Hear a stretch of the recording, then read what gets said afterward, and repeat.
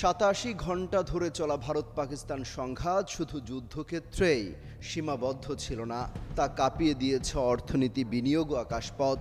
প্রতি ঘন্টায় অন্তত $1 বিলিয়ন ক্ষতিতে উন্মোচিত হয়েছে অত্যাধুনিক যুদ্ধের ভয়াবহ মূল্য। রোববার এক প্রতিবেদনে এই খবর দিয়েছে thenews.com.pk।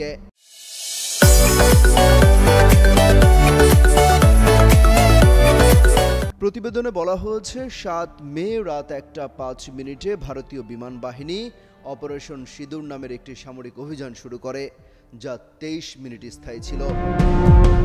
এর জবাবে পাকিস্তান তার বিমান বাহিনী, স্থলবাহিনী ও ক্ষেপণাস্ত্র ইউনিট সহ এক্ষেত্রে প্রতিক্রিয়া জানায়। পাকিস্তান বিমান বাহিনী তাদের প্রধান বহুমুখী যুদ্ধ বিমান হিসেবে চীনের তৈরি J-10C নামের বিমান ব্যবহার করে, যা দূরপাল্লার ক্ষেপণাস্ত্র এবং উন্নত বৈদ্যুতিক প্রতিরোধ ব্যবস্থা দ্বারা সজ্জিত ছিল।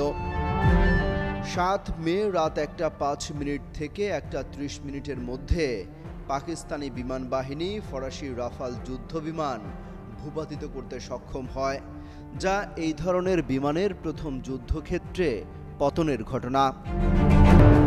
এই 87 ঘন্টা 25 মিনিটের সংঘাতে ভারতের প্রধান শেয়ার বাজার সূচক নিফটি ও সেন্সেক্স এক্ষেত্রে প্রায় $82 বিলিয়ন মূলধন হারায়। উত্তর ভারতের আকাশপথ বন্ধ থাকার কারণে প্রতিদিন প্রায় $80 লাখ বাণিজ্যিক বিমান চলাচলের ক্ষতি হয়।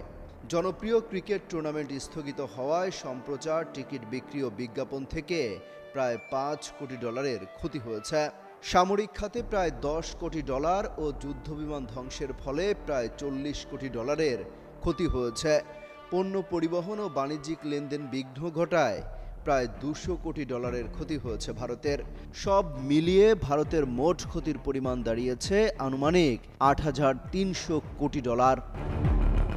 অন্যদিকে পাকিস্তানের শেয়ার বাজারের প্রধান সূচক প্রায় 4.1% কমে গিয়ে মোট $250 কোটি মূলধন হারিয়েছে। পাকিস্তান ক্রিকেট লিগ স্থগিত হওয়ায় সম্প্রচার ও বিজ্ঞাপন থেকে প্রায় $1 কোটি ক্ষতি হয়।